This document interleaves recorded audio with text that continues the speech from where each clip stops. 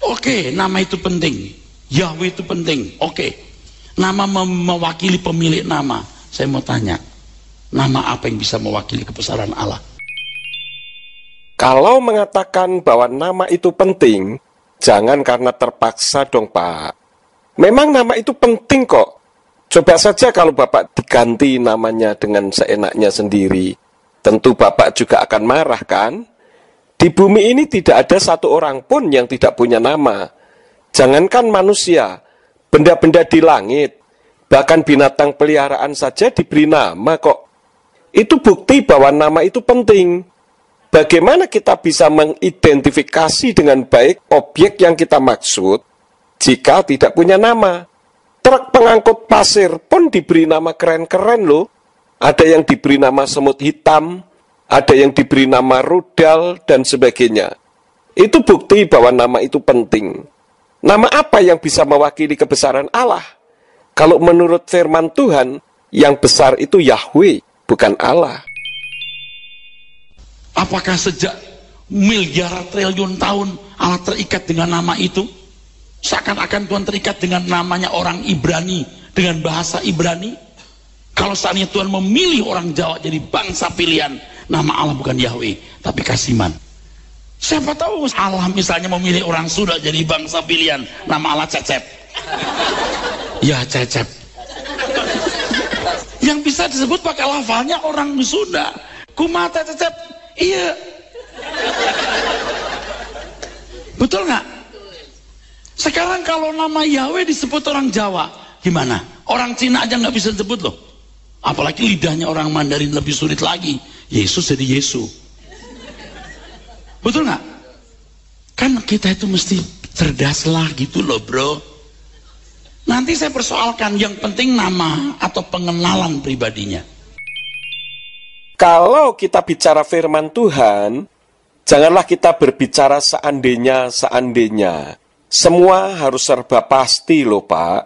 Toh realitasnya, Tuhan tidak pernah memilih orang Sunda ataupun orang Jawa sebagai bangsa pilihan seperti yang Bapak sampaikan tadi.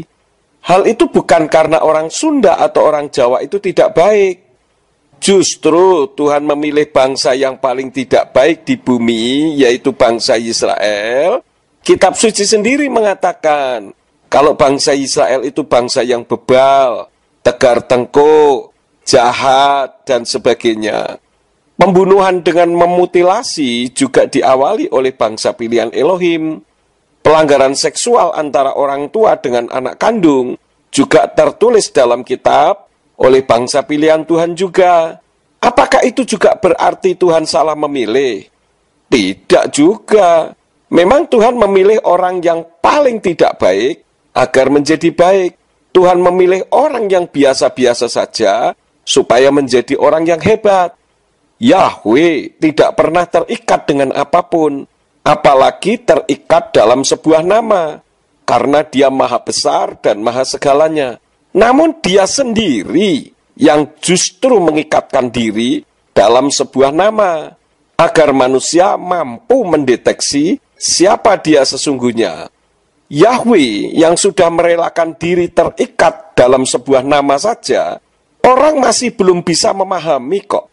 Apalagi tidak mengikatkan diri dalam sebuah nama. Jelas otak manusia yang hanya sebesar kepalan tangan tidak akan mampu memahami Elohim dengan benar. Itu nanti saya ngomong lagi. Nggak didangkal. Saya ngomong begini bukan mau menentang sahabat-sahabat saya ini. Kita ini kan saudara. Kalau you mau pakai nama itu, aku juga seneng loh. Aku setuju nama itu. Tapi bukan berarti kalau pakai nama Allah lalu menyembah berhala. Jangan membuat rumusan begitu dangkal. Maaf Pak, kami tidak membuat rumusan dangkal, tetapi rumusan yang sudah ada di dalam firman Tuhan. Kalau rumusan kami ini dianggap oleh Bapak sebagai rumusan dangkal, berarti firman Tuhan juga dangkal dong Pak. Atau justru kita yang memahaminya dengan dangkal. Coba kita baca di dalam kitab 1 Tawarikh, pasal 16 ayat yang ke-26. Yang berbunyi, Kikal Elohi Ha'amim Elilim wa Yahweh Samayim Asa. Yang artinya, Sebab semua sesembahan bangsa-bangsa adalah berhala, tetapi Yahweh lah yang telah menjadikan langit. Ini yang menyatakan firman Tuhan loh Pak. Bukan saya yang mengatakannya. Saya hanya membaca saja tanpa ditafsir atau diberi teori-teori yang bersumber dari luar firman. Lalu dalam tulisan mereka kan saya baca, saya garis bawahi, saya ulangi lagi, saya garis lagi. Di antaranya itu ya, dianggap ini penyingkapan di akhir zaman. Menggenapi nubuat Daniel bahwa akhir zaman pengetahuan akan bertambah-tambah. Ya kalau cuma nama Yahweh mah nggak perlu penyingkapan. Itu kan nggak begitu bro. Kalau soal nama Yahweh bukan penyingkapan di akhir zaman, lalu apa Pak? Bapak anggap nama Yahweh itu tidak perlu disingkapkan dan bukan penyingkapan. Kita melihat sesuatu yang sangat terbukti bahwa di Indonesia ini banyak orang yang anti dengan nama Yahweh dan tidak mengerti nama Yahweh loh Pak. Ini orang Kristen loh. Banyak yang menganggap tidak penting soal nama. Bapak sendiri juga sebelumnya menganggap namanya bukan Yahweh. Bisa Yahweh, bisa Yuhuh, bisa Yohwoh. Bahkan ada pendeta yang menghina nama Yahweh dan mengatakan itu jakwe atau makanan dari mana. Itu kan bukti nama Yahweh tidak dikenal di Indonesia, Pak. Saya pun bisa membuktikan pendeta siapa dan dari mana yang mengatakan jakwe atau makanan dari mana. Namun memang tidak etis kalau saya sampaikan di sini. Saya pun sudah memberikan seminar tentang nama Tuhan ini di berbagai daerah dan di berbagai pulau di Indonesia. Bahkan sampai ke pulau terpencil di dekat Filipina. Bahkan sampai ke Amerika, saya memberikan seminar 3 kali. Malaysia 1 kali, Australia 1 kali. Dan semuanya membicarakan soal nama Yahweh. Saat saya diundang untuk memberikan seminar ke Jerman, terbukti ada pendeta-pendeta yang menentang dan membentengi dengan cara memboikot acara. Sehingga pihak panitia yang mengundang saya terpaksa membatalkan karena dikhawatirkan tidak ada yang hadir. Lalu tiba-tiba muncul kitab suci terbitan bahasa Inggris seperti The Names of God Bible dan The Scriptures Hebraic Roots Version yang tentu saja memunculkan nama Yahweh di 2 kitab tersebut. Dan dalam bahasa Indonesia seperti Indonesian Literal Translation yang sangat dicari oleh umat Tuhan yang sudah memahami kebenaran ini. Bukankah itu semua membuktikan kalau ini penyingkapan di akhir zaman, yaitu Yahweh yang memulihkan namanya sendiri? Bapak boleh-boleh saja kalau soal nama Yahweh bukan penyingkapan di akhir zaman, namun realitasnya demikian. Saya bersyukurlah kalau kita mau kembali ke nama Yahweh, bersyukur. Tapi pakailah cara-cara santun yang mau kita nggak pakai lah.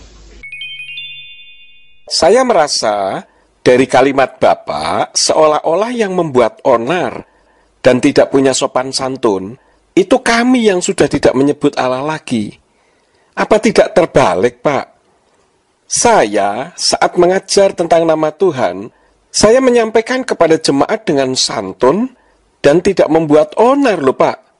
Namun kenyataannya apa? Saya disidang oleh sinode, diskorsing, lalu dipecat. Bahkan lebih sadis lagi, saya diminta keluar dari pastori jam 8:30 malam waktu itu. Saya pikir preman saja tidak pernah mengusir orang malam hari. Ini orang yang katanya mengenal kebenaran, justru tindakannya melebihi preman. Bisa tidak bisa dan mau tidak mau harus keluar malam ini juga karena besok pendeta baru akan masuk. Itu telepon yang saya terima malam itu. Namun kenyataannya 3 tahun berikutnya baru masuk pastori yang saya pernah tempati. Itu pendeta yang menggantikan saya. Tidak puas dengan itu, saya dilaporkan ke polisi, saya dilaporkan ke Linmas, ke Depak, dan bahkan ke jihad agar saya dibunuh. Surat panggilan saya ke polisi dan sebagainya masih saya simpan sampai sekarang sebagai bukti. Nah Pak, siapa yang membuat onar dan siapa yang tidak punya sopan santun kalau begitu? Perbedaan pendapat saya pikir sudah merupakan hal yang biasa. Tetapi kenapa sampai polisi, Linmas, Depak, dan Jihad pun ikut turun tangan mengurusi saya? Namun saya sungguh bersyukur berkat pertolongan Bapa Yahweh setelah saya terangkan kepada mereka semua tentang saya tidak menyebut Allah lagi, justru mereka semua mendukung saya. Itulah kehebatan Bapa Yahweh yang mampu memakai orang-orang tersebut untuk mendukung saya. Sementara saudara-saudara yang katanya seiman ternyata justru menjerumuskan saya, berlaku pembuat onar, tukang ribut, dan tidak punya sopan santun sama sekali. Nanti pelan-pelan kita gantilah nama Yahweh Elohim. Aku juga setuju kok. Tapi jangan pakai acara berantem, udah dewasa. Pak Erastus, kenapa memberitakan kebenaran yang hakiki dan sudah pasti benar harus pelan-pelan? Mau dimulai kapan pelan-pelannya itu? Ini bicara soal keselamatan jiwa loh, Pak. Kalau orang yang tidak mengenal Yahweh, mereka menghujat Yahweh, dan realitasnya banyak menghujat Yahweh, lalu mau masuk kemana setelah mati nanti? Ke surga. Surganya siapa? Surga itu kan milik Yahweh, Pak. Salomo dalam doanya mengatakan, dalam kitab 1 Raja-Raja pasal 8 ayat 30, ayat 39, ayat 43, dan sebagainya, kalau surga itu miliknya Yahweh. Waktu terus berjalan, tiap detik orang menuju ke garis akhir kematiannya. Siapa yang tahu? Jadi untuk memberitakan kebenaran, tidak usah pelan-pelan, Pak. Karena waktu tidak berjalan dengan pelan-pelan. Sebagai hamba Tuhan, tidak usah khawatir dipersalahkan, bahkan dipecat sekalipun. Karena Dia, yaitu Yahweh, pasti akan membela hamba-hambanya yang mengasihinya dan berani memberitakan kebenaran. Murid-murid di zaman Kisah Rasul saat mengalami penekanan oleh orang Yahudi yang menolak Yesua, mereka tidak berdoa, Tuhan, pelan-pelan saya akan memberitakan nama Yesua. Tetapi doanya adalah, dan sekarang ya Yahweh, berilah perhatian kepada ancaman-ancaman mereka, dan karuniakanlah kepada hamba-hambamu ini untuk memperkatakan firman-Mu dengan segala keberanian. Itu adalah firman Tuhan yang tertulis dalam Kisah Rasul, pasal yang keempat, ayat yang ke-29. Kalau saya suruh milih nama Allah atau Yahweh, aku pilih Yahweh. Elohim, Tuhan atau Yahweh, pilih Yahweh. Pakai nama Elohim atau Allah, Elohim. Saya betul pilih. Tapi yang bijaklah. Kita ini kan orang-orang Kristen yang harus dewasa. Oke. Sekali lagi saya ucapkan puji Tuhan dengan perubahan yang sudah terjadi dalam pemahaman Pak Erastus Sabdono tentang nama Tuhan. Saya berharap tidak berhenti sampai di statement ini saja, tetapi tinggal melakukannya. Itu baru seorang ilmuwan yang gentleman, yang dengan rendah hati berani mengakui kesalahannya. Saya tahun 2000 juga awalnya menolak saat diberitahu oleh orang yang tidak sekolah teologi tentang nama Tuhan. Namun setelah saya selidiki dan ternyata benar, dengan tidak ragu-ragu saya akui kesalahan saya dan saya jabat tangan orang tersebut. Lah memangnya kenapa? Malu karena diberitahu orang yang tidak sekolah teologi. Bagi saya tidaklah. Rabi Saul atau Rasul Paulus sendiri juga setelah mengenal siapa Yesua secara pribadi, menggabungkan diri dengan murid-murid yang notabene bukan orang pinter, sementara dirinya adalah ahli Torah, anggota Sanhedrin, muridnya Gamaliel, cucuk perguruannya Hillel. Coba baca di dalam Kisah 9 ayat yang ke-26. Dan jangan menunda atau melangkah dengan pelan-pelan, karena ini satu kebenaran. Seharusnya dilakukan secepatnya, agar semakin cepat pula orang mengerti kebenaran, karena Pak Erastus punya karisma besar, sehingga pengagumnya juga mencontoh yang benar yang dilakukan oleh Bapa. Karena kita dipilih untuk menjadi kepala, bukan menjadi ekor. Kalau pelan-pelan, menunggu setelah banyak baru kita melangkah, itu bukan kepala namanya. Ulangan 28 ayat yang ke-13. Di sini ya, rupanya kelompok anti nama Allah ini begitu resisten ya. Kalau orang menyebut nama Allah dianggap itu pribadi lain ya. Padahal ya orang Kristen menyebut nama Allah ini kan Bapa di surga yang mengutus putranya Tuhan Yesus Kristus. Di sini yang penting bukan bagaimana kita menyebut namanya, tapi bagaimana kita mengenal pribadinya. Amin. Tentu saja kita tidak sembarangan memberi nama untuk menyebut dia yang mulia. Kalau pakai nama Allah itu masih pantas. Bapak boleh-boleh saja mengatakan penggunaan nama Allah masih pantas. Tetapi tidak ada ayat pendukungnya loh Pak. Justru kitab suci melarang nama sesembahan lain dipanggil-panggil. Keluaran 23 ayat yang ke-13. Apalagi dikatakan bahwa selain Yahweh adalah berhala. 1 Tawarikh 16 ayat yang ke-26. Itu bukan saya yang mengatakannya loh Pak, melainkan firman Tuhan itu sendiri. Sekali lagi, jangan memberikan statement yang tidak ada dalam kitab suci, karena pengaruh referensi dari luar atau pemahaman pemikiran kita sendiri. Rabi Saul dalam suratnya kepada jemaat di Roma mengatakan, dalam kitab Roma pasal 10 ayat 2-3, sebab aku memberi kesaksian terhadap mereka, bahwa mereka memiliki kecemburuan Elohim, tetapi bukan atas dasar pengenalan. Sebab dengan tidak memahami kebenaran Elohim, dan dengan berusaha untuk menegakkan kebenarannya sendiri, mereka tidak tunduk kepada kebenaran Elohim. Jadi, jangan menegakkan kebenaran yang tidak ada ayat pendukungnya dalam firman Tuhan. Itu namanya menegakkan kebenarannya sendiri. Kalau berbicara mengenai yang terpenting mengenal pribadinya, bagus, saya katakan bagus. Namun yang menjadi pertanyaannya, bagaimana kita bisa mengenal pribadinya?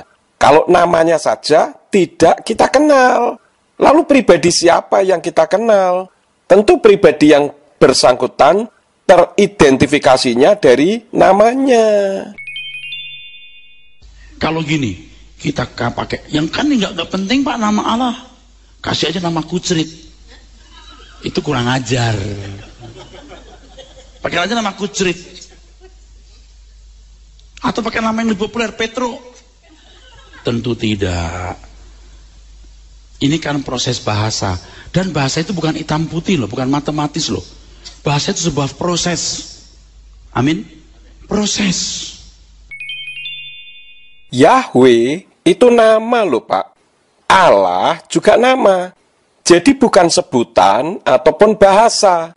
Jadi tidak ada proses dalam hal ini. Kalau seseorang bernama Untung, mau di Amerika ya tetap bernama Untung. Tidak bisa diubah menjadi Profit. Bahkan di Semarang sekalipun, yang bahasa daerahnya Jawa, tidak bisa diubah nama Untung menjadi Pak Bati. Karena Untung itu nama. Seperti Yahweh dan Allah, itu dua pribadi yang berbeda. Jadi jangan dicampur adukkan satu sama lain. Bukan satu hal yang sulit loh saudaraku sekalian sebenarnya ya, untuk memecahkan masalah ini. Maka kenapa saya nggak mau debat? Ya karena begini, dalam masyarakat Indonesia ternyata terdapat kelompok kecil ya, umat muslim yang mengklaim bahwa nama Allah adalah nama pribadi yang maha tinggi. Mereka menganggap bahwa nama itu secara eksklusif hanya dimiliki oleh mereka. Ingat, ini kelompok kecil, bukan semua orang muslim. Saya juga sudah pernah membaca dari kelompok ini yang menuntut supaya nama Allah tidak digunakan orang Kristen. Mereka keberatan dalam penggunaan nama tersebut bagi agama lain, khususnya agama Kristen. Dan tahun 1980 kalau nggak salah tahun ini, di Malaysia juga ada gerakan untuk membungkam orang Kristen tidak boleh pakai nama Allah. Nah, ini pernah gencar di Malaysia, sehingga muncul kampanye yang melarang penggunaan nama Allah bagi agama lain, khususnya bagi orang Kristen. Saya sendiri pernah mendapat selebaran dari kelompok itu, saya sendiri. yang menghimbau dengan tegas melarang orang Kristen menggunakan nama Allah. Kita harus menanggapinya dengan kepala dingin dan dada lebar. Tidak semua orang Islam berpendirian demikian. Bahkan sebagian besar orang Islam tidak mempersoalkannya. Bahkan Bapak Nurkolis Masjid sendiri juga mengatakan orang Kristen sebelum Islam, pra-Islam, di dalam bukunya itu juga mengatakan orang Kristen pakai nama itu. Dan itu logis, sangat logis saudaraku, ya. Siapapun mereka dan dari kelompok Islam manapun mereka, kalau mengatakan bahwa Allah itu tidak perlu dipersoalkan, mau dipakai siapa saja silahkan, saya pikir orang Islam yang demikian ini perlu mengerti artinya kalau membaca Al-Quran. Jelas-jelas di dalam Quran mengatakan bahwa Allah itu nama, dan itu memang milik eksklusif umat Islam yang mengerti Al-Quran. Dalam Quran surat 1 Al-Fatihah ayat 1, di sana dengan jelas dikatakan Bismillahirrohmanirrohim, yang artinya dalam nama Allah yang Rahmani dan Rahimi. Dalam kitab Quran berbahasa Inggris yang diterjemahkan oleh Abdullah Yusuf Ali, terbitan Dar Al-Furqan, Beirut, Lebanon. Kitab ini saya beli saat memberikan seminar nama Tuhan di Australia beberapa tahun lalu. Di situ diterjemahkannya in the name of Allah, most gracious, most merciful. Tidak ditulis in the name of God, melainkan in the name of Allah. Artinya dalam nama Allah. Jadi sekali lagi bahwa Allah itu milik eksklusif umat Islam. Justru kalau kelompok ini mengatakan itu nama dewa, you melukai orang Muslim loh. Ya, orang Islam pakai nama Allah, itu kan nama dewa. Itu bisa bikin kemarahan mereka. Maka jangan heran kalau di antara kelompok mereka ada yang difatwa mati. Jangan di negara yang majemuk begini nih, kita dewasalah kalau pakai kata-kata, ya. Kita harus dewasa. Apalagi kita orang Kristen itu minoritas, tahu dirilah gitu. Oke. Pak Erastus jangan coba-coba mengalihkan pembicaraan kita mengenai nama Yahweh yang diganti menjadi Allah ke pandangan bahwa Allah itu nama dewa, sehingga umat Kristen yang tidak lagi menyebut nama Allah dalam kekristenan itu berarti menghina Islam karena menganggap Islam itu menyembah dewa.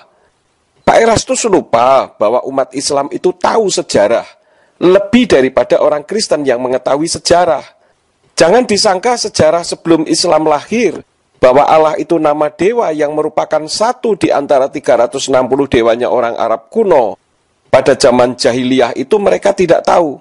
Umat Islam tahu loh Pak. Jadi jangan coba-coba untuk mengalihkan pembicaraan dan membuat opini negatif terhadap umat Islam agar marah terhadap umat Kristen yang tidak lagi menyebut Allah dalam peribadatan.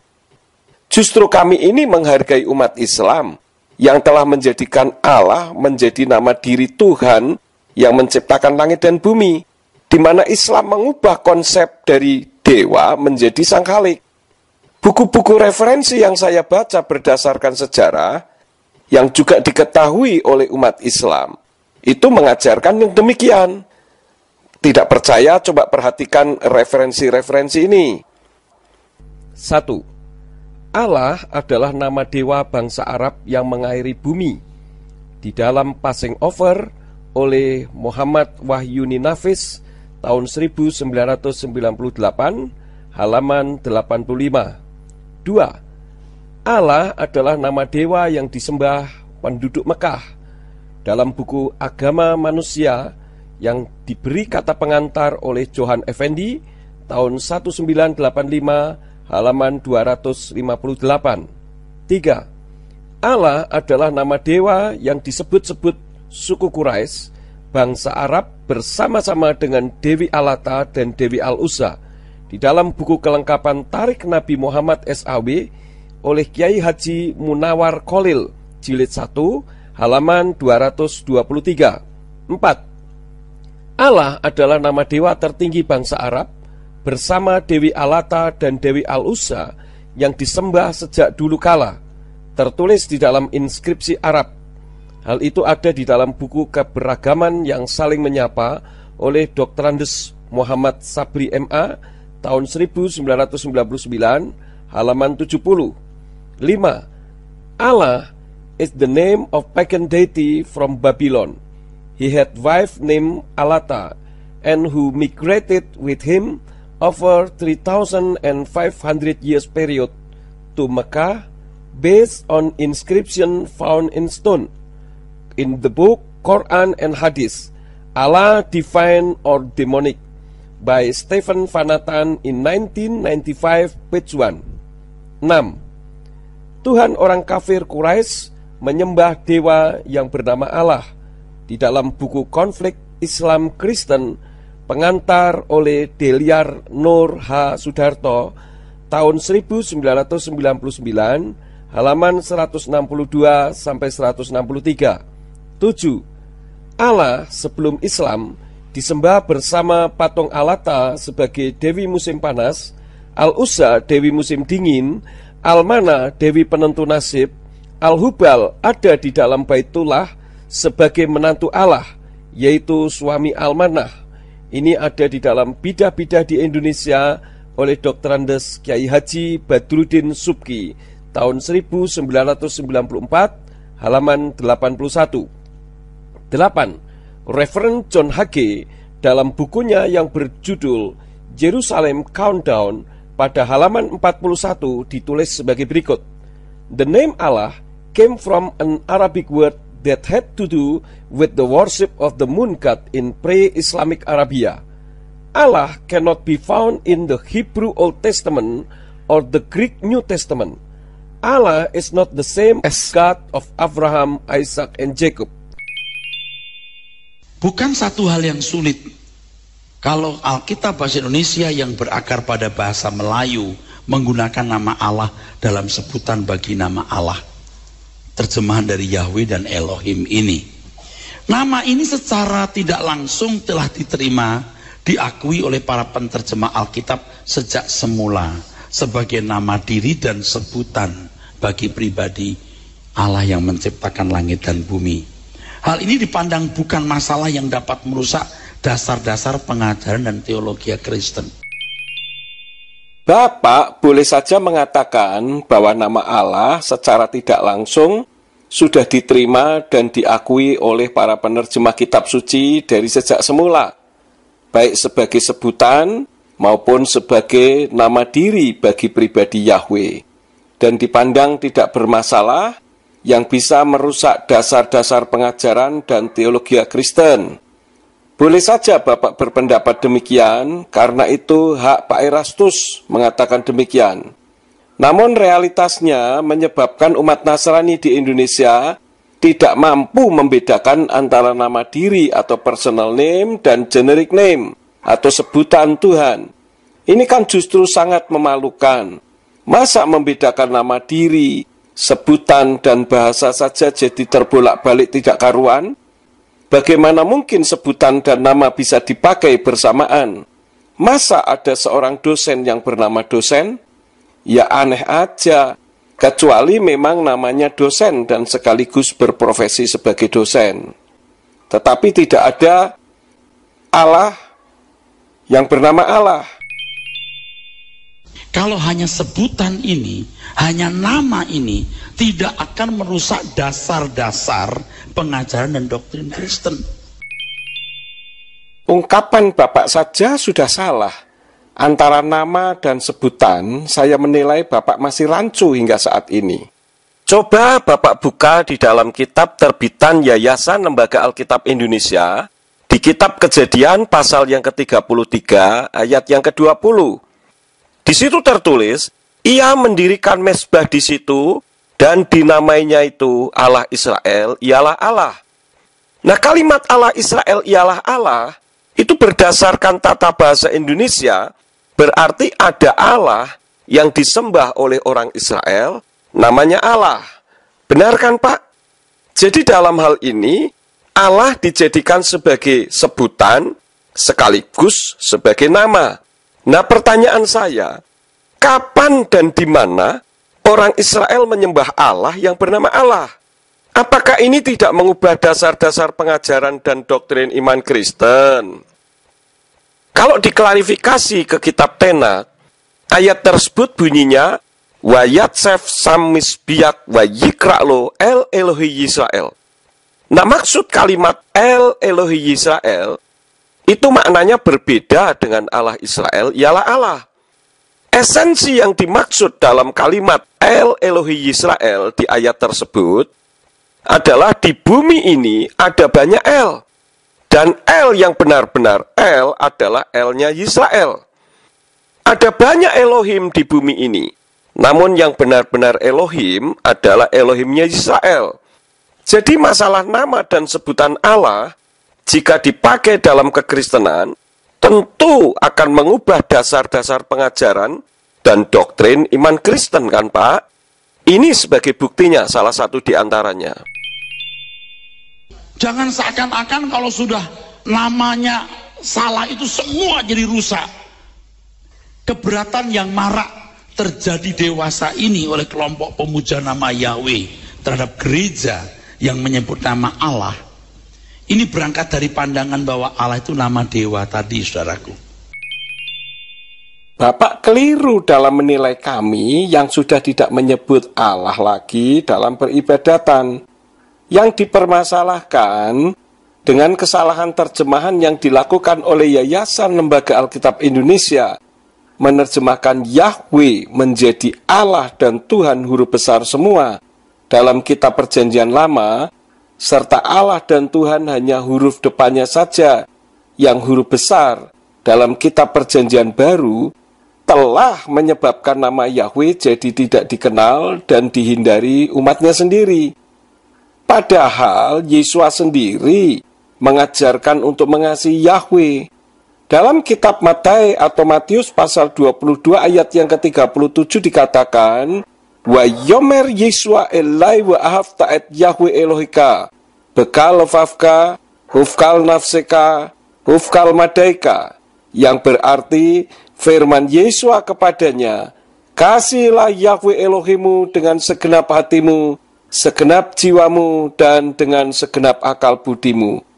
Nah, akibat tidak dikenal, justru orang menolak nama Yahweh. Pertanyaannya, lalu Yeshua yang mana yang diikuti? Nah, ini sebagai bukti akibat kesalahan terjemahan itu menyebabkan paradigma jadi berubah. Jadi ini bukan sesuatu yang biasa-biasa saja. Cuman saya punya catatan ya saudaraku. Catatannya begini. Semua huruf itu milik Tuhan. Semua huruf itu milik Tuhan. Semua nama juga milik Tuhan. Kalau Tuhan mau pakai, halo, suka-suka dia. Yang lain juga numpang, tahu. Tapi harus ini namanya. Kau pikir Tuhan perlu akta kelahiran? Mau semua nama, mau Cecep, mau Paiman juga milik Tuhan. Kalau Tuhan mau pakai juga mau apa? Sudahlah Pak, Bapak tidak usah memention nama Cecep atau nama Paiman sebagai contoh. Karena Tuhan tidak pernah memakai nama-nama yang Bapak sebut tadi. Jadi dalam menyampaikan firman, jangan menggunakan istilah seandainya lagi lah. Huruf memang milik Tuhan, nama juga milik Tuhan. Nah kalau Tuhan sudah menentukan namanya, ya jangan mengatur Tuhan dong Pak. Kalau orang tua sudah menentukan nama Bapak dengan Sabdono, ya tidak usah protes, karena itu nama yang sudah ditentukan oleh orang tua Bapak. Walaupun bisa juga sih diganti, karena itu tidak sesuai dengan hati Bapak. Namun nama Yahweh kan bukannya ada karena dipilih oleh Mose atau siapapun, melainkan pilihan si empunya nama itu sendiri. Jadi jangan diubah-ubah tanpa seizin yang punya nama. Apalagi yang punya nama sudah menentukan tidak boleh diubah. Coba baca lagi di dalam Keluaran pasal 20 ayat yang ke-7. Itu ayat tidak perlu ditafsirkan dan tidak perlu menggunakan teori-teori apapun yang berasal dari luar firman. Jadi tinggal lakukan saja dan kita sesuai kebenaran firman Tuhan. Nah kan nanti perspektifnya gini, tidak bisa, nama ini penting gitu. Karena nama ini menara yang kuat. Nama Tuhan menara yang kuat, kan gitu firman Tuhan. Nama Tuhan itu perlindungan. Yang jadi perlindungan bukan namanya, pribadi Allahnya. Pokoknya sebut nama Pak Eras bolehlah masuk. Bukan nama Erasnya. Karena saya gembala sidangnya atau karena saya misalnya pemilik proyek itu, ya Anda boleh masuk atas namaku. Bukan namaku, tapi pribadiku. Nah, harus bisa membedakan antara nama sebutan dan pribadi. Itu juga sering nggak diperhatikan. Justru karena yang dahsyat itu pribadinya, maka harus dipanggil sesuai dengan nama yang sudah ditentukan oleh si pribadi yang menentukan namanya tersebut. Memang nama dan si pribadi penyandang nama tidak bisa dilepaskan. Ini bagaikan koin yang bolak-balik, tidak bisa dihilangkan salah satunya. Bagaimana kita bisa mendatangkan pribadi Yahweh kalau yang dipanggil nama lain? Kalau saya memanggil Pak Erastus dengan segala hormat untuk maju ke depan, kira-kira siapa yang akan maju? Tentu Pak Erastus dong. Lalu saat Pak Erastus maju, saya bilang, maaf Pak Erastus, walaupun saya menyebut nama Bapak, namun dalam hati saya, yang saya maksud adalah Pak Cecep. Nah, ini membuktikan bahwa nama siapa yang diucapkan, tentu saja pribadi yang bersangkutanlah yang hadir. Kan Tuhan tahu isi hati, Pak. Benar, Tuhan memang tahu isi hati. Tetapi bukan berarti Tuhan juga tidak membutuhkan suara ucapan seseorang.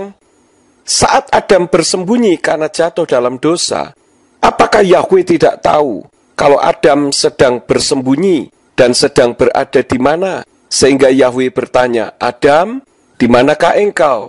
Coba baca di dalam Kejadian pasal yang ketiga ayat yang ke-9.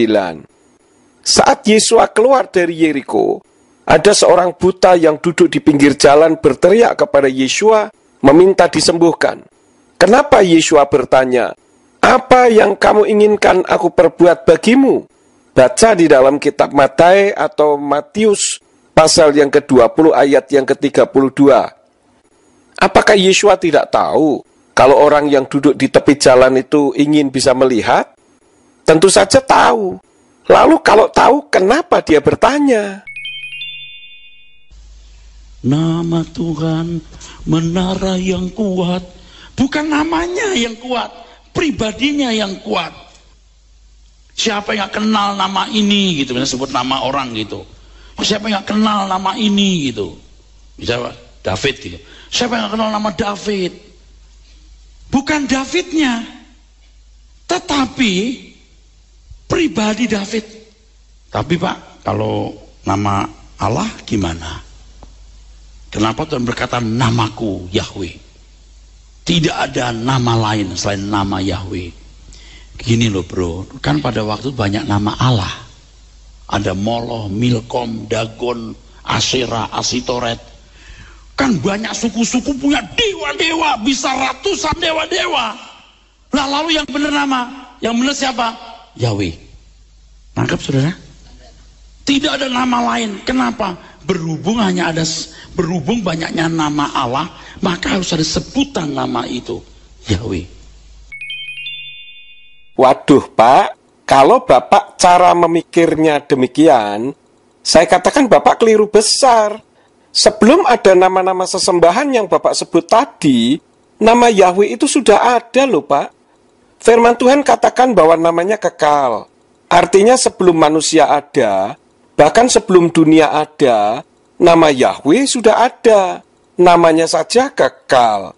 Coba Bapak lihat di dalam 1 Tawarikh pasal 16 ayat yang ke-36. Ayat tersebut mengatakan, Baruk Yahweh Elohei Yisrael, min haolam wa ad haolam wa yomru kal haam, amen wa halel la Yahweh. Yang artinya, terpujilah Yahweh, Elohim Yisrael, dari kekal sampai kekal. Maka seluruh umat mengatakan amin dan terpujilah Yahweh. Jadi dari ayat ini saja sudah dapat diketahui bahwa namanya kekal. Nangkap saudaraku? Jangan terus kita kebablasan, lalu nama itu begitu keramatnya. Nama itu bukan nggak keramat. Jika dihubungkan dengan pemilik nama jadi keramat. Tapi kalau nama itu sendiri jangan dikeramatkan. Tapi kalau dihubungkan dengan pemilik nama jadi keramat. Anda bisa pikirkan nggak kalau satu kali ada orang entah lidahnya bagaimana nyebut nama salah gitu, Yahweh jadi apa, Yowoh atau apa, kira-kira dia kurang ajar nggak? Atau karena lidahnya kebalik bagaimana menyebut apa jadi Yahweh? Kan masalahnya bukan nama itu, sebutan itu, tapi si pemilik nama yang terhormat. Kalau engkau menyebut nama Yahweh dengan hormat, itu benar. Bapak keliru kalau menyangka kami yang sudah tidak menyebut Allah di dalam peribadatan ini mengeramatkan nama. Kami justru mengkuduskan pribadi Yahweh, yang tentu saja tidak bisa terlepas dari nama Yahweh, yang jadi ikut dikuduskan dan dikeramatkan, karena itu nama dari pribadi yang dahsyat dan yang keramat. Kalau seseorang salah menyebut karena tidak sengaja, tentu Yahweh yang penuh kasih akan mengampuni, Pak. Kalau ada seseorang menyebut nama saya salah karena tidak mengerti atau kepleset, tentu saya memaafkan. Saya yang berdosa ini saja memaafkan. Bapak Yahweh tentu saja mengampuni. Namun, kalau seseorang dengan sengaja memelesetkan nama saya, tentu saya akan marah. Demikian pula Tuhan. Kalau sudah tahu namanya Yahweh, tetapi memaksa Tuhan untuk harus mengikuti cara kita, memangnya siapa kita, bro? Sehingga kita mengatur Tuhan. Hati-hati ya, ketika Yesus HaMasiah disalib, dia tidak sakit hati, bahkan mengampuni orang-orang yang menyalibkannya. Itu bisa kita lihat di dalam kitab Injil Lukas pasal yang ke-23 ayat yang ke-34. Namun ketika nama Yahweh itu dilecehkan, Yahweh sakit hati ketika umatnya menyembah kepada sesembahan lain dan menajiskan namanya. Coba baca di dalam kitab Ulangan pasal yang keempat, ayat yang ke-24 sampai 26. Ulangan 32 ayat yang ke-21. 1 Raja-Raja 14 ayat yang ke-9. 1 Raja-Raja 16 ayat yang ke-33. 1 Raja-Raja 21 ayat yang ke-22. 1 Raja-Raja 22 ayat yang ke-54.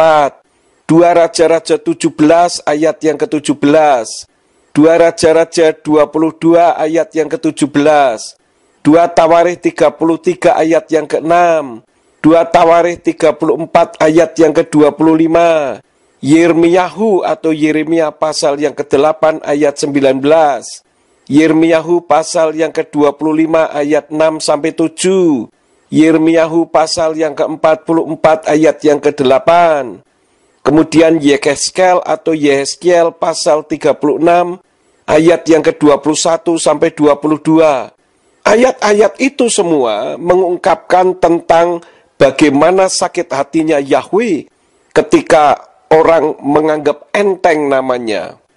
Karena itu mari kita hormati namanya, kita hormati pribadinya, karena Yahweh menghendaki namanya dipanggil dengan benar, jangan diganti-ganti dengan seenaknya saja. Tapi kau menyebut nama Yahweh, kelakuanmu nggak benar, percuma nama Yahweh di mulutmu. Lalu kalau debat-debat cuman saya bilang begini, kita tunggu. Setahun, 2 tahun, 3 tahun, 4 tahun, 5 tahun, bagaimana buah gereja itu. Kita lihat saja dari buahnya. Setiap nama untuk pribadi yang maha tinggi dimunculkan Alkitab memiliki keterkaitan dengan umat dalam pergumulannya.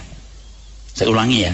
Setiap nama untuk pribadi Tuhan ini dimunculkan Alkitab memiliki keterkaitan dengan umat dalam pergumulannya. Setiap sebutan untuk nama Allah mengandung makna dalam mengisi relasi antara Allah dan umat dalam suatu peristiwa. Kalau berbicara soal bagaimana kehidupan orang yang sudah menyebut nama Yahweh, kalaupun ada yang berkelakuan jahat, itu berbicara soal mental oknumnya, Pak. Jadi jangan dikaitkan ke nama Yahweh lah. Jadi seolah-olah kalau sudah menyebut nama Yahweh dan dianggap itu merupakan satu kebenaran, berarti semuanya hidupnya baik-baik. Belum tentu juga. Seperti orang-orang yang masih cinta dengan nama Allah, yang selalu merasa lebih baik dari orang-orang yang sudah tidak menyebut Allah. Kelakuannya terhadap saya sangat tidak manusiawi. Bagaimana itu Pak Heo? Kalau saya tidak dibimbing oleh Ruach HaKodes pada saat itu, secara manusiawi tahun 2000 yang lalu, saya bisa bunuh beberapa orang loh Pak, karena tingkah laku mereka yang jahatnya melebihi preman, tetapi di belakang mimbar kudusnya melebihi malaikat. Mengenai buah-buah gereja, sebenarnya tidak bisa juga dijadikan patokan kebenaran. Bagaimana dengan para rasul yang saat memberitakan nama Yesua, justru mengalami kesulitan hidup? Rabi Saul pun sampai diturunkan pakai keranjang dari Damaskus, agar bisa ke Yerusalem karena ancaman orang-orang Yahudi yang hendak membunuhnya. Berkat maupun mukjizat tidak bisa dijadikan pedoman sebuah kebenaran.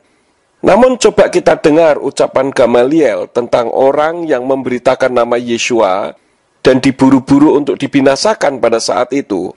Gamaliel mengatakan, "Hai para pria, orang-orang Yisrael, perhatikanlah dirimu sendiri, apa yang hendak kamu lakukan pada orang-orang ini.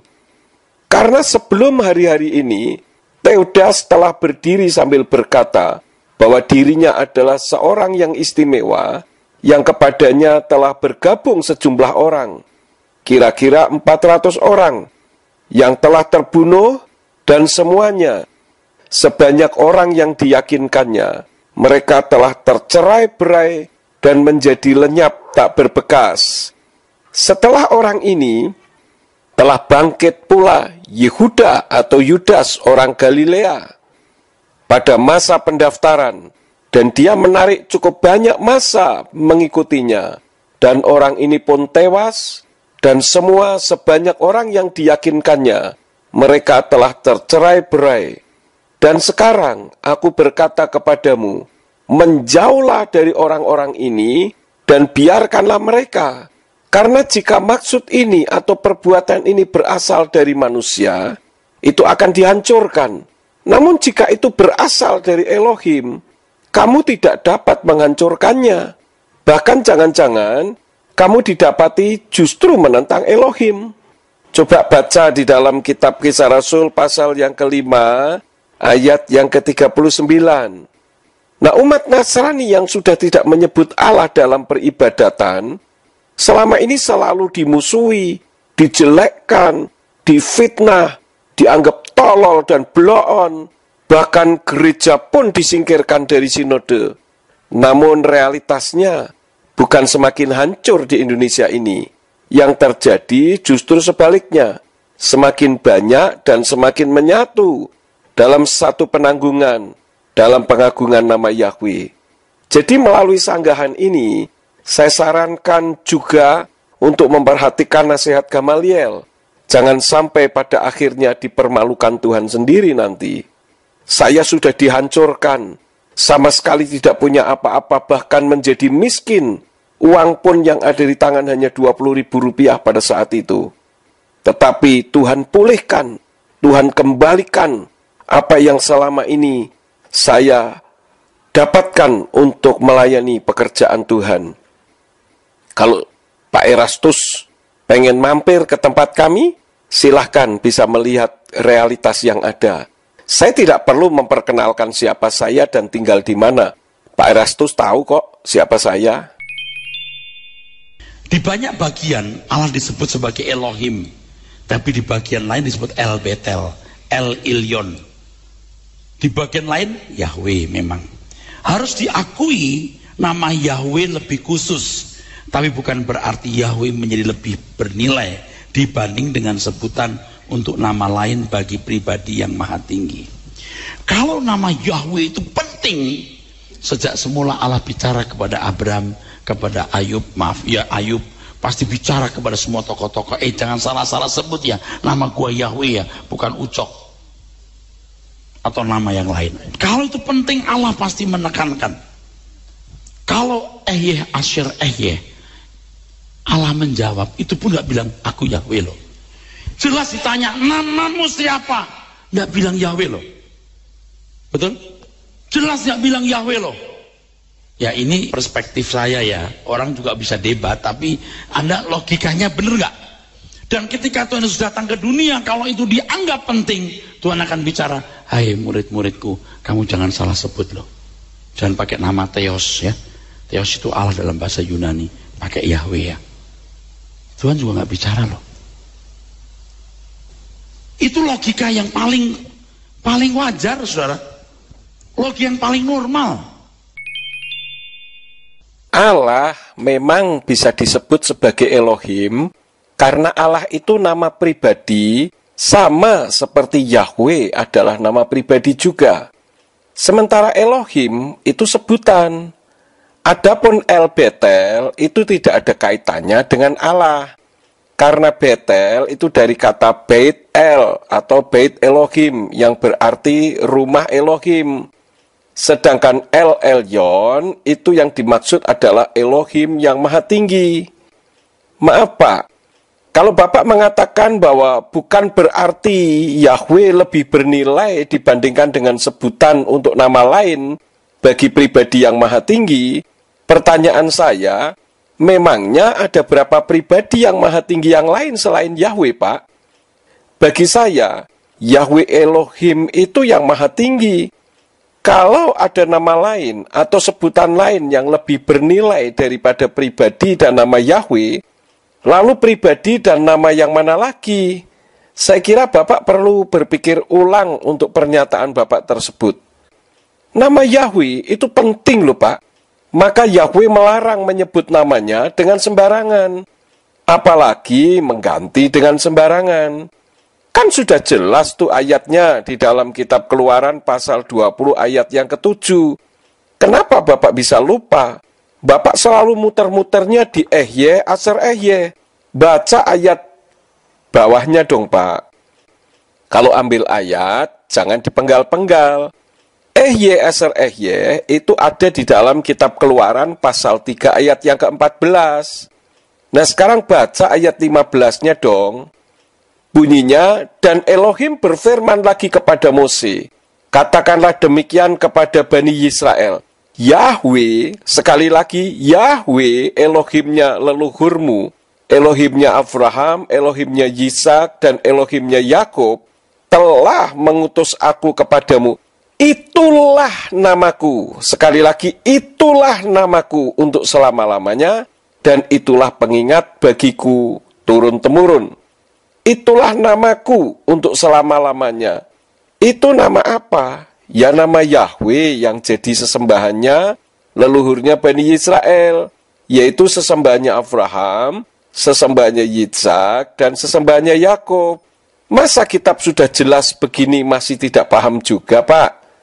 Jadi kalau Bapak bilang Yahweh tidak pernah mengatakan aku Yahweh loh, sebaiknya coba Bapak baca kitab Keluaran pasal 3 ayat yang ke-15 sekali lagi Pak. Jangan hanya ayat 14-nya saja, tetapi ayat yang ke-15. Oke? Kemudian di dalam kitab Yesayahu atau Yesaya pasal yang ke-42 ayat yang ke-8 juga boleh dibaca lagi. Nama Yahweh memang begitu penting dan sangat penting. Maka Yesua pun saat di bumi mengajarkan dan memberitakan nama Yahweh. Kitab Yohanan atau Yohanes pasal 17 ayat yang ke-6, di sana dikatakan, aku telah menyatakan namamu kepada orang-orang yang telah engkau berikan kepadaku dari dunia ini. Mereka adalah milikmu, dan engkau telah memberikan mereka kepadaku, dan mereka telah memelihara firman-Mu.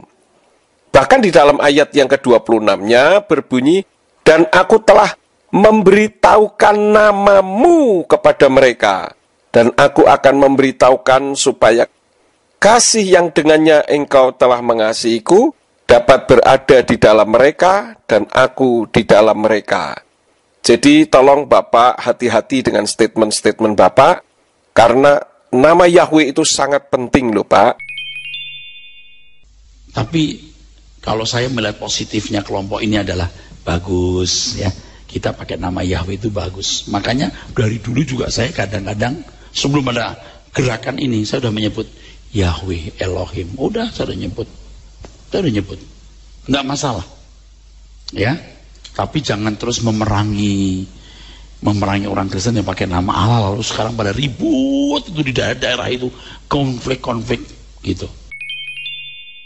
Kalau Bapak mengatakan sudah dari dahulu menyebut Yahweh, lalu kenapa statement Bapak dalam khotbah yang saya sanggah pertama tidak langsung mengatakan kalau Bapak juga sudah menyebut? Yang Bapak sampaikan justru sebaliknya. Para pendengar bisa mendengarkan statement Pak Erastus dalam sanggahan saya yang pertama. Itulah statement Bapak dahulu. Namun saya bersyukur Bapak termasuk rendah hati juga karena berani mengubah statement. Harapan saya setelah statement ini, Bapak tidak lagi menganggap Allah sebagai sebutan, karena Allah itu nama pribadi sesembahan lain dan bukan berasal dari Al-Ilah atau sebagai sinonim dari kata Tuhan. Dan hal itu bukan karena saya, melainkan karena firman Tuhanlah yang melarangnya. Coba Bapak baca di dalam kitab Keluaran, pasal yang ke-23 ayat yang ke-13 deh. Kalaupun sebagai sebutan, ya tidak usah dipertahankan lagi lah, karena hanya sebutan saja kok. Kenapa harus dipertahankan mati-matian? Pakai saja kata yang lain yang tidak bermasalah.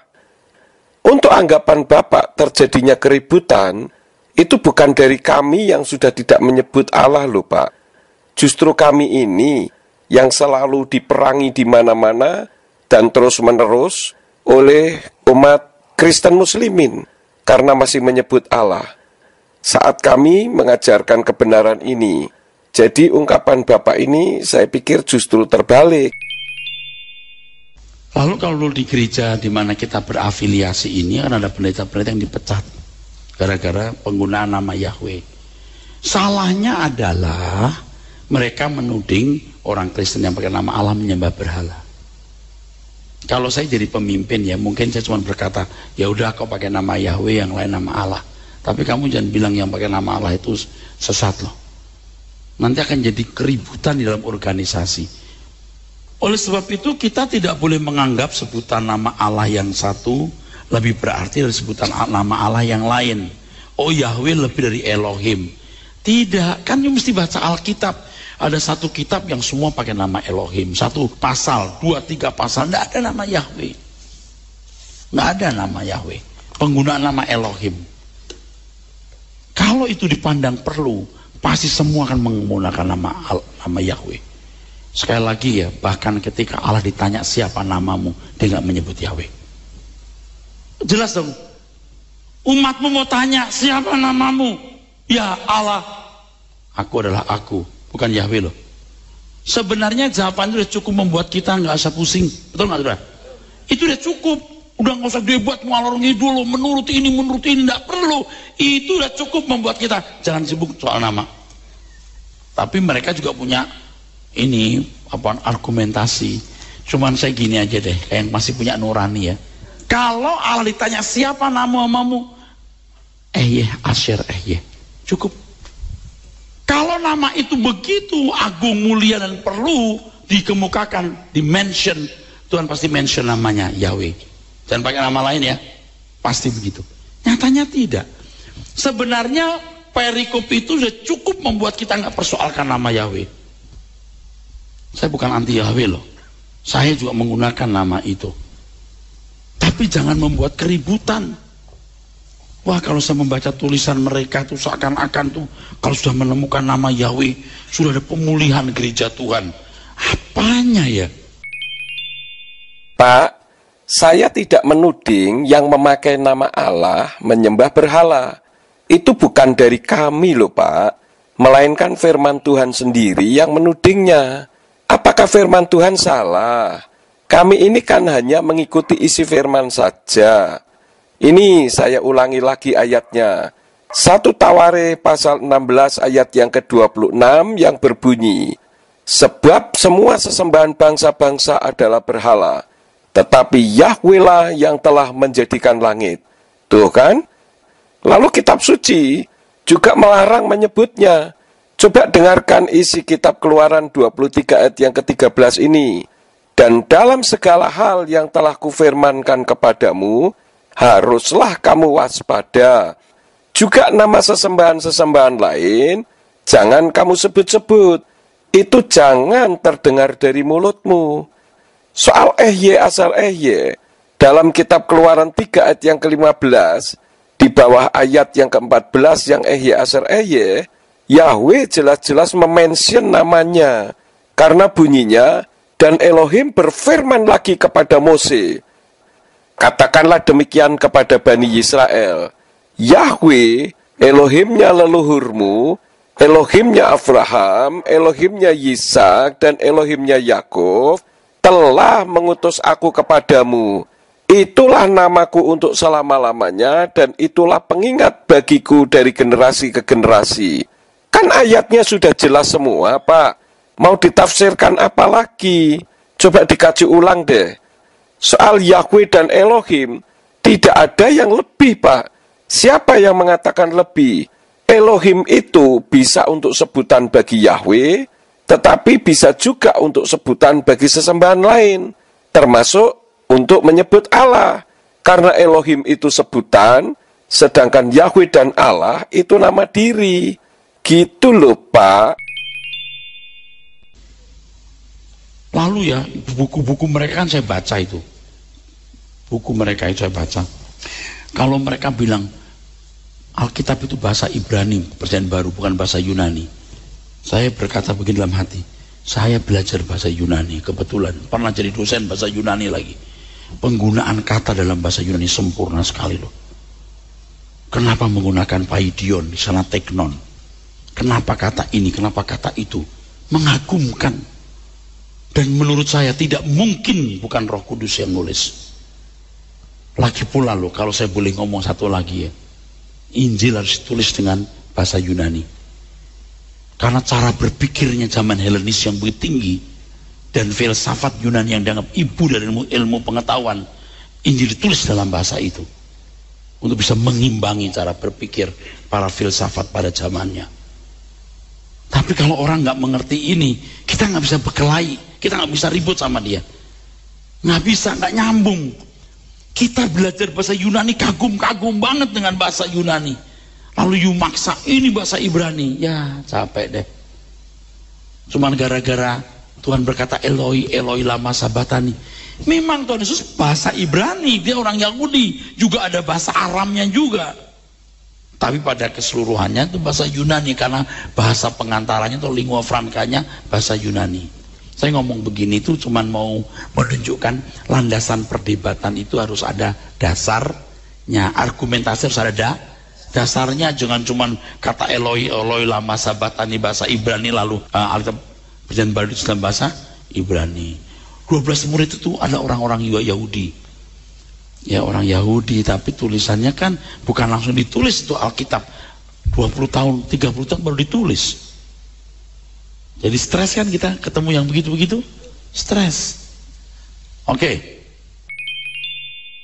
Coba Bapak renungkan, siapa yang menulis kitab Matius, Markus, Lukas, Yohanan, dan sebagainya?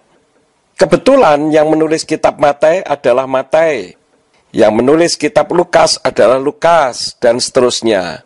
Pertanyaannya, siapa mereka?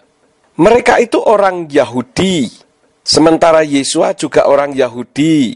Masa ditulisnya dalam bahasa Yunani? Ini kan sangat tidak masuk akal. Oke, saya ikuti pemikiran Bapak yang mengatakan kalau kitab suci Perjanjian Baru itu di dalam bahasa Yunani. Dan itu merupakan kitab yang sempurna. Oke, sekarang saya akan membaca kitab dalam bahasa Yunani beserta dengan isinya. Begini, dalam kitab Matius atau Matius pasal yang ke-26, ayat 17 sampai 25, saat Yesua akan disalib, Yesua mengatakan nanti di antara kalian ada yang akan menjual aku, kira-kira demikian. Lalu di ayat yang ke-25 dalam bahasa Yunani berbunyi Apokrites de Judas ho paradidos auton epe meti ego emi rabi lege auto epas, yang artinya Yudas yang hendak menyerahkan dia itu menjawab katanya, sesungguh-sungguhnya bukan aku ya Rabi, katanya, engkau telah mengatakannya. Nah, kalau Yeshua sudah mengatakan engkau sudah mengatakannya, seharusnya bukan Yudas yang menyerahkan Yeshua dong, Pak. Karena Yudas mengatakan meti ego emi, yang berarti surely not I am, sesungguh-sungguhnya bukan aku. Tetapi kenyataannya kan Yudas yang menyerahkan Yeshua. Nah, bagaimana ini, Pak? Apakah nubuatan Yeshua salah? Tentu Yeshua tidak pernah salah dalam mengucapkan kata-kata dong, Pak. Itulah kekeliruan dalam kitab berbahasa Yunani. Tapi coba kalau kita baca di dalam kitab berbahasa Ibrani, di dalam Dutilet Hebrew, di sana dikatakan, Hegif Yehuda sahaya atit lahasgiro, Wasaal ze'ani Rabi, Hesiflo ata amarta. Artinya, Yehuda atau Yudas yang hendak menyerahkan dia berkata, itu aku ya Rabi, katanya, engkau telah mengatakannya. Dan dalam kitab Hafrit Hakadasa, yang dipakai oleh orang Ibrani Mesianik saat ini, di ayat yang ke-25 menulis, Yehuda Hamaskir Oto Ana wa amar ha'ani hurabi wa yomer elai ata amarta, yang artinya Yehuda yang akan mengkhianati dia menjawab, itu aku kan Rabi. Dia berkata kepadanya, engkau telah mengatakannya. Nah, ini kan satu terjemahan bahasa Yunani yang terbalik dari aslinya. Lalu dalam kitab Matius atau Matius pasal 1 ayat 1 sampai 17, di ayat yang ke-17 dikatakan 14 keturunan dari pembuangan ke Babel sampai Hamasyah atau Kristus. Namun apabila dihitung dari ayat yang ke-12, sejak pembuangan ke Babel sampai ke zaman Yeshua, dalam bahasa Yunani ternyata hanya 13 keturunan. Itu sesuai dengan kitab berbahasa Yunani loh, Pak. Tapi kalau kita baca dalam kitab berbahasa Ibrani, Dutilet misalkan, ternyata di sana ada satu nama yang terlupakan, tidak tertulis dalam bahasa Yunani, yaitu nama Avner, yang seharusnya ada di antara nama Avihud dan Elyakim. Nah, bagaimana, Pak? Apakah Bapak masih beranggapan bahwa kitab perjanjian baru ditulis dalam bahasa Yunani? Masa kitab asli bisa salah? Sebetulnya masih ada yang lain, tetapi di sini saya sampaikan dua hal saja. Bahkan, lembaga Biblika menerbitkan kitab suci yang diterbitkan oleh penerbit Nusa Indah, Jalan El Tari Ende, Flores, NTT, dengan ISBN nomor 979-429-0491, di mana teksnya diambil dari Perjanjian Baru dalam Bahasa Indonesia Modern, terbitan Yayasan Lembaga Alkitab Indonesia, Jakarta tahun 1972. Dalam kata pengantarnya, di sana ditulis, tradisi gereja Kristen yang sudah diketemukan dalam karangan-karangan yang ditulis dalam abad kedua, menyatakan bahwa masing-masing Injil dikarang oleh Matius, Markus, dan Lukas. Menurut tradisi itu, Matius seorang pemungut cukai yang termasuk Dewan ke-12 Rasul, Matius 9 ayat 9 dan Matius 10 ayat 3 yang pertama menulis Injilnya buat orang Kristen bekas Yahudi Palestina. Karyanya yang ditulis dalam bahasa Ibrani yaitu Aram, kemudian diterjemahkan ke dalam bahasa Yunani. Jadi jelas di sini bahwa kitab suci itu ditulis dalam bahasa Ibrani, karena orang Ibrani itulah bangsa pilihan Elohim. Elohim tidak pernah memilih Yunani, Arab, ataupun bahasa dari bangsa lain. Jadi begini, segala sesuatu harus dilihat dari konteksnya. Kalau ada kelompok orang Kristen yang selama ini menganggap bahwa nama satu-satunya pribadi yang maha tinggi adalah Yahweh, sedangkan kata Allah ada nama Allah bangsa kafir atau nama dewa, maka perlulah kita mengujinya dengan jujur dan cerdas. Jujur dan cerdas. Kalau mau bicara jujur tentang sejarah Allah, lalu apa perintah firman tentang nama sesembahan lain yang tidak ada dalam kitab suci kita yang berbahasa Ibrani? Seharusnya kita memang tidak boleh mementionnya, karena firman Tuhan sendiri yang melarangnya. Tetapi kalau kita masih tetap ngotot, harus tidak boleh hilang, yang menjadi pertanyaannya adalah, dasarnya apa? Apalagi nama Allah itu hanya sebutan saja. Kenapa harus mati-matian dipertahankan? Lalu kejujuran yang mana lagi kalau begitu? Selama ini dari sekian banyak buku yang membela nama Yahweh, baru 2. Yang dihadapi itu ada puluhan. Jadi susah kan? Statement Bapak keliru. Saya membuat buku itu bukan untuk membela nama Yahweh. Ngapain saya membela nama Yahweh? Buku itu dibuat untuk memberikan penjelasan apa perintah Tuhan, bagaimana kita menyikapinya sebagai umatnya, dan sebagainya. Dan buku tersebut tidak bersifat memaksa. Mau diterima, puji Tuhan. Mau langsung dibuang ke tong sampah, juga silahkan. Artinya, tugas saya memberitakan kebenaran sudah terpenuhi. Saya tidak berhak untuk memaksa. Orang mau menyembah batu juga tidak masalah kok. Karena itu hak asasi manusia dan tidak boleh ada yang melarangnya. Yang jadi masalahnya adalah buku belum dibaca, sudah dibuang ke tong sampah karena dianggap sesat. Atau dibacanya tidak dengan serius, karena hanya dicari-cari kelemahannya saja. Nah, bagaimana bisa menemukan kebenarannya coba? Memang berdasarkan firman Tuhan itu sendiri, untuk bisa menerima nama dan pribadi Yahweh, itu merupakan kasih karunia dari Yahweh. Seperti kata firman Tuhan, dalam kitab Yirmiyahu atau Yeremia, pasal yang ke-24 ayat yang ke-7, yang bunyinya, Aku akan memberikan mereka sebuah hati untuk mengenal aku, bahwa akulah Yahweh. Dan mereka akan menjadi umatku, dan aku akan menjadi Elohim mereka, sebab mereka akan kembali kepadaku dengan segenap hati. Dan juga merupakan kasih karunia yang diberikan oleh Yeshua, seperti kata firman dalam kitab Matius atau Matius pasal yang ke-11 ayat yang ke-27, yang bunyinya, segala sesuatu sudah diserahkan kepadaku oleh Bapa-Ku, dan tidak seorang pun mengenal putra sepenuhnya selain Bapa, juga tidak seorang pun mengenal Bapa sepenuhnya selain putra, dan kepada siapa yang sekiranya putra itu kehendaki untuk menyingkapkannya. Jadi memang untuk menerima nama dan pribadi Yahweh, itu merupakan kasih karunia dari Yahweh dan dari Yeshua itu sendiri. Jadi kalau sejauh ini pendengar masih ada penolakan, artinya kasih karunia itu belum sampai ke kehidupan Anda. Jadi mau diajar model seperti apapun, ya tidak mengerti-mengerti juga. Tetapi cobalah, kalau mau membuka hati untuk kebenaran ini, mungkin kasih karunia itu akan datang kepada saudara.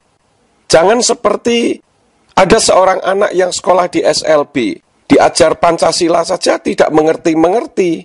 Nih contohnya modelnya begini. Belajar menghafal Pancasila ya. Pancasila. Pancasila. 1. 1. Ketuhanan. Kehutanan. Ketuhanan. Kehutanan. Ke. Ke. Tu. Tu. Tuhan. Han. Ulangi. Ketuhanan. Kehutanan. Ketuhanan. Kehutanan. Bukan kehutanan. Ulangi ya. Ke. Ke. Tu. Tuhan. Han. Ulangi, ikutin Pak Unggul aja. Ke. Ke. Tu. Tuhan. Han. An. An. Nah. Ketu. Ketuhanan. Kehutanan.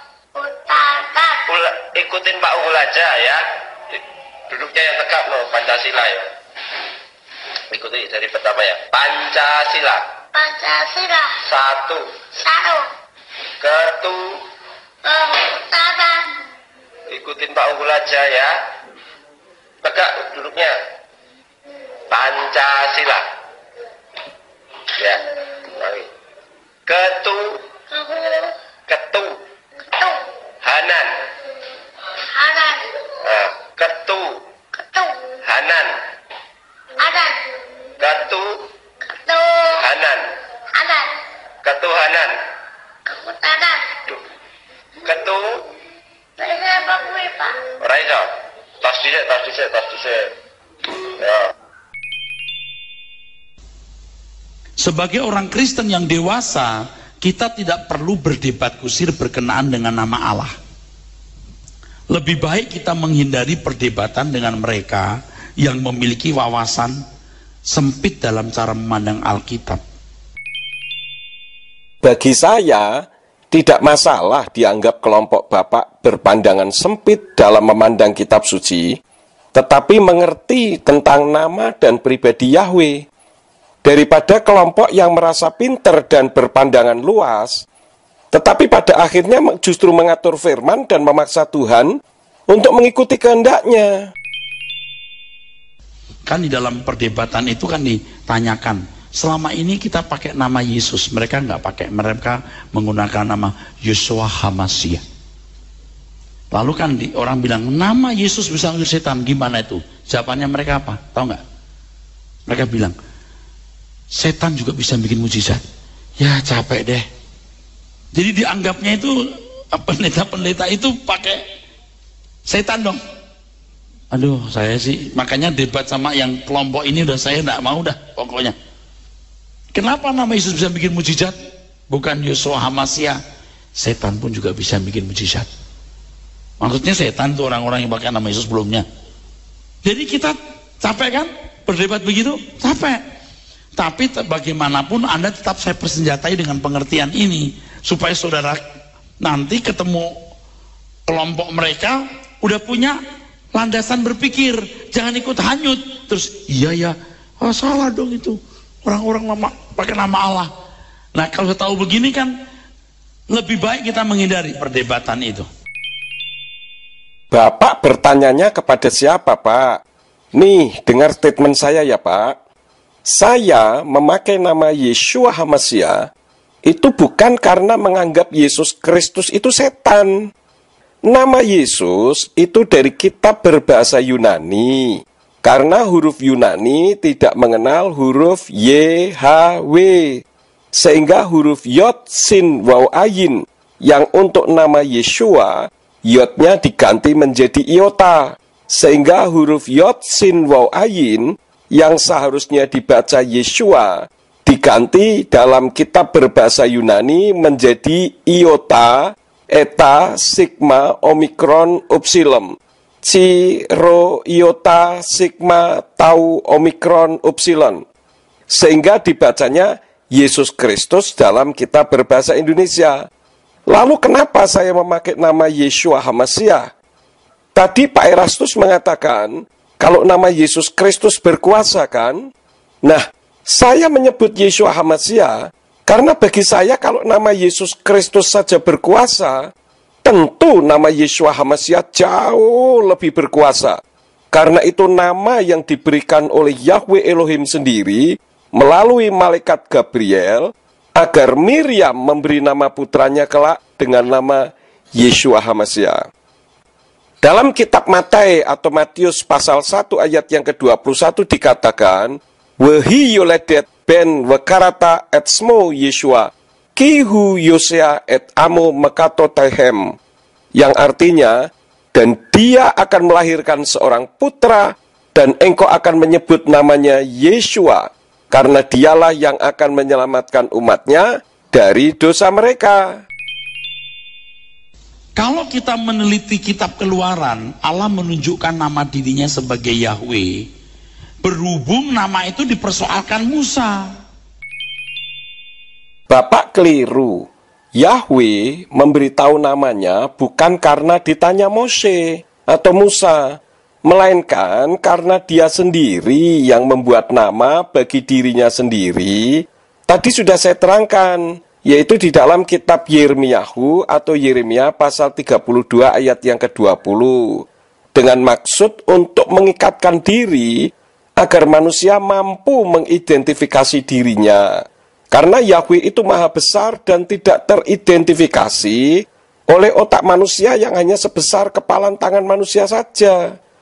Dalam kitab Kejadian, saat Adam memberi nama Kain untuk anak yang dilahirkannya, juga mengandung arti, aku telah memperoleh seorang pria dari Yahweh. Baca kitab Kejadian pasal 4 ayat yang ke-1. Dan itu kasusnya jauh sebelum Mose lahir. Kalau itu penting, Allah tidak perlu ditanya, kasih tahu. Ehyeh, Aser, Ehyeh pun juga ketika ditanya. Nangkep saudaraku? Kalau tidak ditanya, Allah juga tidak menjawab loh. Mose tidak pernah bertanya kepada Allah tentang namanya. Mose bertanyanya kepada Yahweh tentang namanya, dan Yahweh menjawab di kitab Keluaran pasal 3 ayat 15, bukan ayat 14 yang selalu diulang-ulang oleh Pak Erastus dengan Ehyeh, Aser, Ehyeh.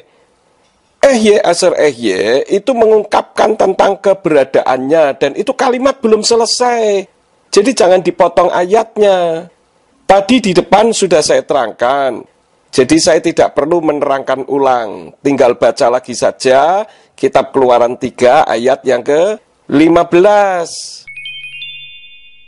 Saudaraku sekalian, apakah Allah perlu memberitahu nama Yahweh bila Musa tidak menanyakannya? Tentu saja tidak.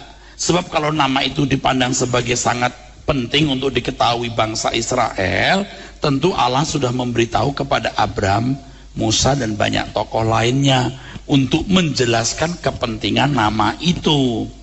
Maka nama sang Khalik harus ada, Yahweh. Sampai di sini, Pak Erastus ternyata masih rancu juga mengenai kata nama Allah ini. Di sini Allah selalu dijadikan sebutan sebagai sinonim dari kata Tuhan atau Elohim. Padahal Allah itu nama diri atau personal name, sedangkan Yahweh juga personal name. Mengenai Yahweh memberitahu namanya kepada Abraham, Mose, dan banyak tokoh yang lain, sudah saya terangkan juga di depan. Secara logika, masa Adam dan Hawa bercakap-cakap kepada Yahweh, tetapi tidak tahu siapa nama pribadi yang diajak ngomong? Nggak logis kan? Kalau di kereta api atau di dalam bis yang hanya ketemu sebentar, bisa saja orang berbincang-bincang tetapi tidak tahu nama orang yang diajak ngobrol, karena hanya untuk pemecah suasana keheningan saja, karena masing-masing tidak punya kepentingan. Nah, ini Adam bercakap-cakap dengan si penciptanya, tentu ada kepentingan. Apalagi Yahweh memberi perintah ini dan itu. Masa Adam tidak menanyakan namanya? Kalau tidak mengerti nama yang diajak bicara, kenapa Adam memberi nama anaknya Kain, yang berarti aku telah memperoleh seorang pria dari Yahweh? Nggak logis kan? Kalau nggak pakai nama Yahweh, nama Elohim. Dia Elohim. Elohimnya Abram, Ishak, dan Yakub. Bukan Elohimnya nama lain. Bukan Elohimnya Kedor Laomer. Bukan Elohimnya siapa gitu. Tapi Elohimnya Abram, Ishak, dan Yakub. Elohim itu bukan nama, Pak. Elohim itu sebutan. Jika diterjemahkan, bolehlah menggunakan kata Tuhan, bukan Allah. Karena Allah itu nama diri, sedangkan Elohim itu sebutan atau generic name. Harus diingat, Tuhan itu pasti membawa dirinya dengan bijaksana, sangat bijaksana. Allah itu sudah ada triliun-triliun tahun sebelum manusia ada. Seandainya Lucifer tidak jatuh, mungkin nggak ada manusia, betul nggak? Ini menurut pengertian saya loh, kan manusia diciptakan untuk membuktikan Lucifer salah. Atau mungkin ada manusia, tapi mungkin lain ceritanya. Mungkin nggak di planet ini, planet lain sana. Masa Allah dari triliun-triliun tahun sudah punya nama Yahudi? triliun-triliun tahun Allah terikat dengan nama Yahudi ini. Nggak mungkin kan? Pakai pola berpikir sederhana saja. Apakah triliun-triliun tahun Allah sudah punya nama yang berbau Ibrani ini? Allah itu tidak ada triliun-triliunan tahun, Pak. Tadi Bapak juga sudah menyampaikan sejarahnya di depan, kan? Yang sudah ada triliunan tahun itu Yahweh. Firman Tuhan katakan namanya kekal. Bukan hanya triliunan tahun, tetapi triliatan tahun. Bahkan lebih dari itu, karena kekal. Dan Yahweh itu nama, bukan bahasa. Karena Yahweh memilih bangsa Yahudi yang berbahasa Ibrani, maka nampaknya Yahweh itu seperti bahasa Ibrani. Yahweh itu nama, bukan bahasa. Seandainya Yahweh, nih saya pakai istilahnya Pak Erastus, seandainya, sekali lagi seandainya Yahweh memilih bangsa Arab, apakah nama Yahweh tidak dianggap sebagai nama yang berbau Arab? Sekarang kita bisa berkata tidak, karena kita sudah mengerti itu dalam komunitas orang Ibrani. Tapi kalau dari awal kita tahu nama Yahweh dalam bahasa Arab, karena Yahweh memilih orang Arab, tentu kita akan berpikir bahwa Yahweh itu berbau Arab. Namun sekali lagi kita bedakan antara nama dan bahasa. Jadi jangan kacau dan dikacaukan dalam hal ini. Sekali lagi, Yahweh itu nama, bukan bahasa. Seandainya Lucifer tidak jatuh dalam dosa, ada nggak orang Israel? Perlukah manusia dipilih? Itu ya, penulis buku nggak pernah nulis yang saya ngomong ini, nggak pernah nulis. Saya debatnya pakai cara sederhana saja. Kalau seandainya Allah pilih orang Jawa, nama Allah bukan Yahweh, tapi Parno.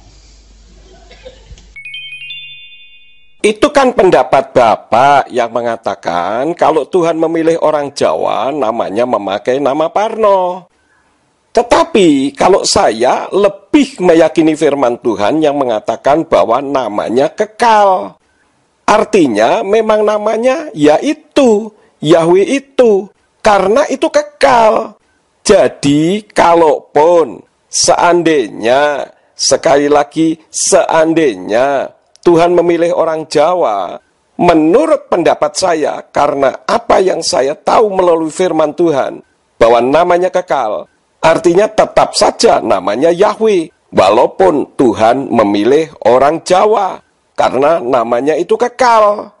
Jadi saya lebih mengimani isi firman daripada mengimani seandainya. Sederhana saja, Allah tidak perlu akte kelahiran. Kalau dia disebut namanya, karena adanya banyak Allah-Allah lain untuk membedakan Allah lain. Sederhana. Tuhan, bukan Allah, memang tidak perlu akte kelahiran.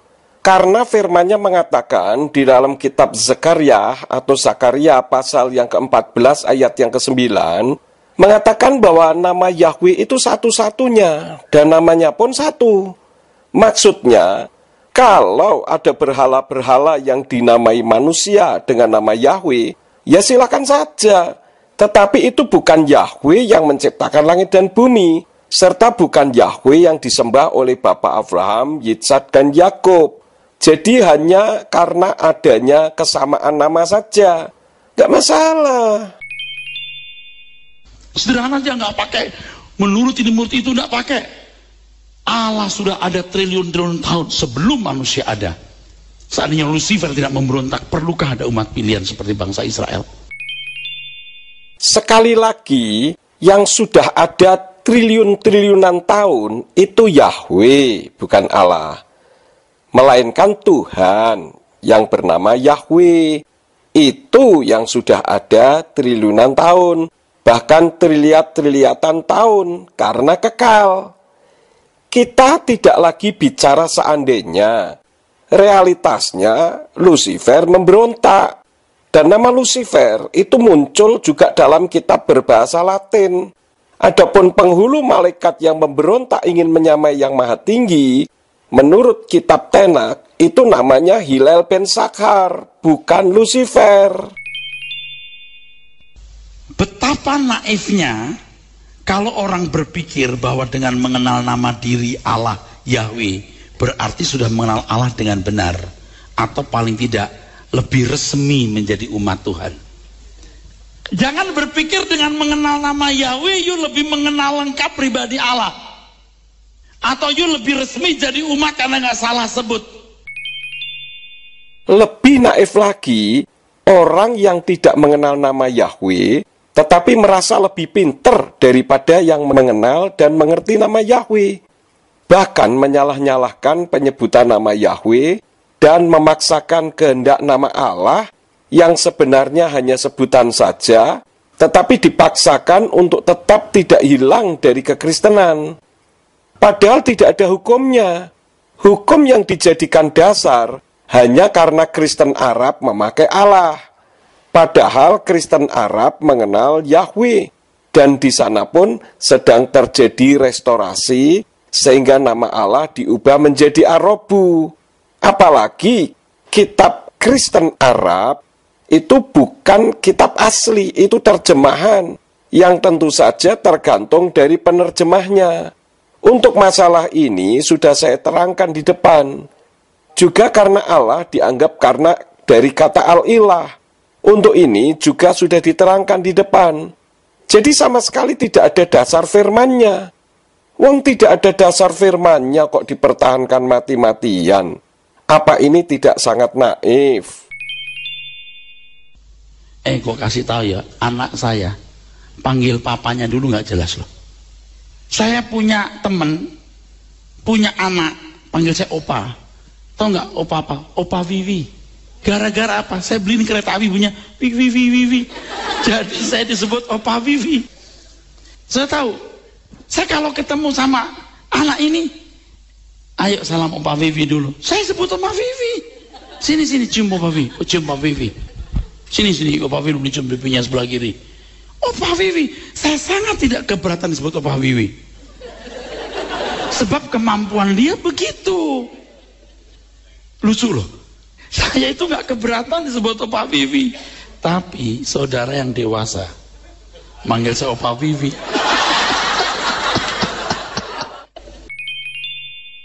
Seorang anak memanggil Pak Erastus dengan Opa Vivi, Bapak tidak keberatan dan itu tidak bermasalah. Hal itu karena Pak Erastus memang tidak keberatan namanya dipanggil Opa Vivi. Beda dengan Yahweh. Yahweh justru menghendaki namanya disebut, bukan hanya menyebut sebutannya saja. Apalagi namanya diganti-ganti dengan sembarangan. Wong disebut dengan sembarangan saja dilarang kok. Apalagi diganti dengan nama sesembahan lain. Yahweh menghendaki namanya disebut, bisa dibaca di dalam kitab 1 Tawarikh 16 ayat yang ke-8, Mazmur 105 ayat yang ke-1. Bahkan dalam kitab Keluaran 3 ayat yang ke-15 harus dipanggil namanya dari generasi ke generasi. Oke, apakah ini sama dengan setelah dewasa kita panggil Allah Yahweh? Boleh ya, boleh tidak. Ini kan kasusnya beda, saudara. Yang penting you kenal saya, itu maksudnya. Jangan udah kenal nama, tapi nggak kenal pribadinya. Kalau kenal pribadinya, tentu kenal namanya dong, Pak. Nah, kalau kenal namanya saja tidak, kok bisa mengenal pribadinya bagaimana? Masa dari dahulu tidak kenal namanya, sampai sekarang juga tidak kenal namanya, nanti sampai kekal juga tidak kenal namanya? Padahal itu nama si pemilik sorga, tempat di mana nanti kita berada di sana. Dan firman Tuhan katakan, semua orang yang ada di sorga, itu yang di dahinya ada nama Bapaknya. Dalam kitab Wahyu pasal 14 ayat yang ke-1 berkata demikian. Namun dalam kitab terjemahannya Yayasan Lembaga Alkitab Indonesia dikatakan bahwa yang di sorga itu, yang di dahinya ada namanya dan nama Bapaknya. Karena bunyi ayatnya seperti ini. Dan aku melihat, sesungguhnya anak domba berdiri di Bukit Sion, dan bersama-sama dengan dia 144.000 orang, dan di dahi mereka tertulis namanya dan nama Bapaknya. Namun dalam kitab Afrita Kadasa dikatakan, wa esa enei wehine seomet al-harsion, wa etslomea wa arbaim elef nefes wa arbaat alafim hem aser smo wa shem avai ketuvim al-mitskam. Yang artinya, dan aku melihat dan lihatlah anak domba yang berdiri di atas bukit Sion, dan bersama dia ada 144.000 orang yang mempunyai nama bapaknya yang tertulis pada dahi mereka. Nah, yang dimaksud nama bapaknya adalah nama Yahweh. Jadi melalui kesempatan ini, saya menghimbau kepada pendengar agar hati-hati. Jangan menolak nama atau pribadi Yahweh, karena Yahweh lah pemilik sorga. Dan jangan mengganti-ganti dengan sembarangan, serta tidak usah lagi mempertahankan kata nama Allah yang hanya sebutan saja, karena firman Tuhan melarang, bukan saya yang melarang. Apalagi tidak punya dasar firman jika dipakai sebagai sebutan dalam kekristenan. Tadi Bapak mengatakan, saya itu nggak keberatan disebut Opa Vivi, tapi saudara yang dewasa manggil saya Opa Vivi. Berarti Bapak keberatan dipanggil Opa Wiwi oleh orang dewasa? Karena Bapak anggap mereka sudah mengenal nama Bapak yang sebenarnya. Iya kan, Pak? Nah, sekarang kita semua sudah tahu kalau nama Elohim yang mencipta langit dan bumi itu namanya Yahweh. Lalu kenapa Bapak tidak merekomendasikan agar memanggil nama Yahweh dengan benar? Bapak justru mengatakan ini kasusnya beda. Dan yang penting you kenal saya. Beda apanya, Pak? Ini kan masih sama-sama memperbincangkan mengenai nama. Bukankah orang-orang yang sudah dewasa, yang Bapak sebut tadi juga kenal Bapak? Kenapa Bapak merasa keberatan disebut Opa Wiwi? Jangan begitulah, Pak. Apalagi Tuhan tidak menghendaki namanya diganti-ganti. Sama seperti Bapak juga tidak mau disebut dengan Opa Wiwi, karena Bapak anggap mereka sudah dewasa dan sudah tahu nama Bapak yang sebenarnya. Mohon dimaafkan jika ada kalimat atau kata yang menyinggung hati para pendengar. Demikianlah sanggahan saya, Bapak Yahweh di dalam nama Yeshua HaMashiach menyertai dan memberkati kita semua. Amin.